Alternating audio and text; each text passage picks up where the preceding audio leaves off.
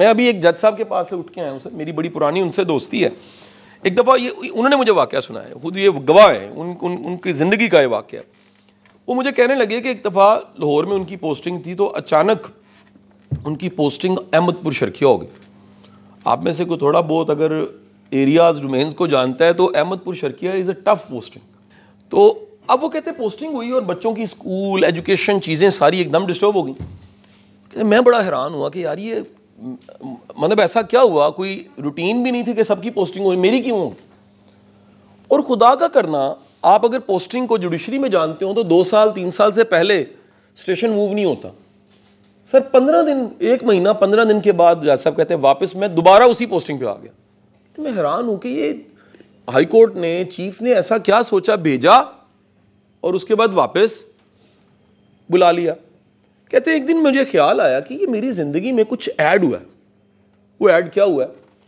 वो कहते ऐड ये हुआ कि मेरे अंदर अल्लाह ने एक ख़ास तरह का इज्जत पैदा कर दिया, इनकसारी पैदा कर दी। वो इनकसारी इतनी बड़ी, वो कहते हैं यार मैंने मुड़ के देखा उस वाक़े के बाद, एक अरसे के बाद, कि मेरे साथ कभी वकील नहीं लड़ता। मेरी अदालत में मैं 100% डिलीवर करके आता हूँ। हर वो बंदा जो फड्डा लेकर आता है, कई दफ़ा ऐसे उन्होंने बताया कि एक वकील आके कहता है जी मैं माजरत करता हूँ, पिछली दफ़ा मैंने बदतमीज़ी की थी। वो कहते मुझे याद ही नहीं है। कहते मुझे वाक़तन भूल जाता है, नहीं तो बंदे को भूलता नहीं है, जज को नहीं भूलता। वो एक टाइम आया, हमारी जो मॉडल कोर्ट्स थी उनका नंबर 1 उसमें नाम आ गया, और उन्होंने पता नहीं को 2 माह में कि 1.5 माह में सर 800 डिलीवर किए। शहबाज रांझा उनका नाम है, यहाँ पर पोस्टेड। मुझे वो कहने लगे यार मैंने मुड़ के देखा कि वो 1.5 माह में ऐसा क्या हुआ था। बाजवा साहब उन्हें पता लगा 1.5 माह में एक दिन उनके सामने एक ऐसा मुकदमा आया जिसमें बाबा बेगुनाह था और कई सालों से वो भुगत रहा था सजा। मर्डर भी उसका बेटा हुआ था, पर्चा भी उसी पे हुआ था, और वो बेगुनाही जो थी, खबर होने के बावजूद उसका कोई वाली वारस कोई नहीं था। कहते मैंने उसको रिलीज किया तो वो जाने से पहले उसने जमीन पे सजदा किया और धाड़े मार के रोने लग पड़ा कि या बारी ताला ये जज नू रंग ला दे। कहते रंग लग गया। जब रंग लगता है तो अकड़ नहीं आती, आजिज़ हो जाता है बंदा। जब रंग लगता है तो आपको खिदमत का मौका दे देता है। जब रंग लगता है तनख्वाह यकीन कीजिए सबकी वही होती है जो पहली को मिलनी होती है, लेकिन बरकत में फ़र्क पड़ जाता है। जब रंग लगता है तो आपको अपने घर से सुख आने लग पड़ता है। रंग लगता है तो आपको दुनिया की सबसे बेहतरीन ठंड ये 4 टन की एसी से नहीं आती, ये लिख लीजिएगा, सबसे बेहतरीन ठंड अपनी औलाद से आती है, अपने घर से आती है। दुनिया की सबसे बड़ी जो मोटिवेशन है, ऑर्गेनिक मोटिवेशन, अपनी फैमिली होती है, अपने बच्चे होते हैं, अपनी औलाद होती है, अपनी बेगम होती है, अपने वालदैन होते हैं। और अगर वहाँ से सुकून नहीं है तो फिर कहीं से भी सुकून नहीं है। तो मैं ये बात कहते हुए हज़रत अली का वो जुमला फिर दोहरा देता हूँ, अल्लाह की रहमत की सबसे बड़ी निशानी ये लोगों की ज़रूरतों का आपसे जुड़ना। अगर अल्लाह ने आपको तौफीक दी है कि आपके दरवाजे पे कोई चल के आया है, कोई साइल, कोई एप्लीकेशन लेकर आया, उसके लिए आसानी पैदा कर दे। आपको मैं अगली बात बताऊँ, जो इख्तियार आपको मिला है ना, आपका अपना है ही नहीं। आपसे पहले कितनों को मिला। मैं सुबह में, मेहरबानी है डीपीओ साहब की, मैंने नाश्ता किया, मैंने पीछे मुड़ के देखा यार इस दफ्तर में मैंने कितने डीपीओज़ को मैं मिलाऊंगा। गुफार कैसरानी साहब को मिलाऊंगा, उमर फारूक साहब को मिलूंगा, कैप्टन साहब हमारे बड़े अच्छे दोस्त हैं, वो यूके आजकल पढ़ने गए हुए हैं, हमाद साहब, उनको मैं कभी इधर मिलने आया, मतलब डिप्टी कमिश्नर ऑफिस में रहा, परवेज़ साहब को मिले, कितने आए कितने चले गए। सर आप आज यहाँ पर हैं, पता नहीं कहाँ चले जाना है आपने। मैं यहाँ पर हूँ, पता नहीं अगला वक्त कहाँ पर है, अगला स्टेशन कौन सा है।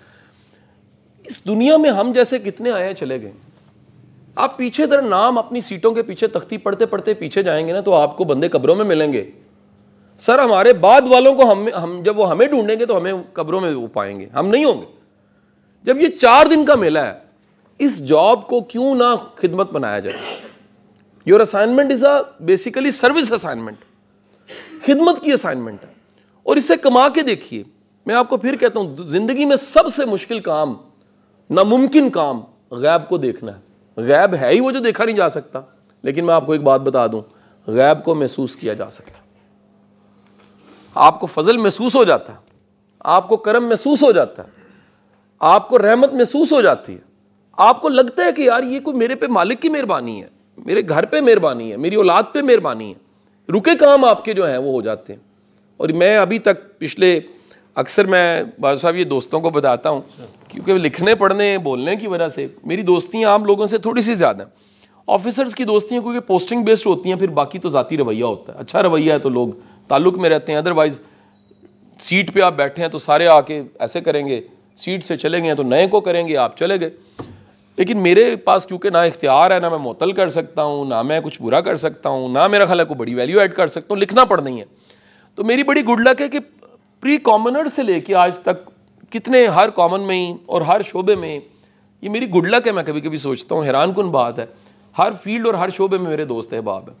मैं इन सब के ज़िंदगी के तजुर्बों से, बातों से, उठने से, मजालिस से ये सीख पाया हूँ कि जो बंदा भी डिवोशन के साथ, लव के साथ अपनी असाइनमेंट पूरी कर रहा है, अल्लाह उसके रास्ते आसान कर देता।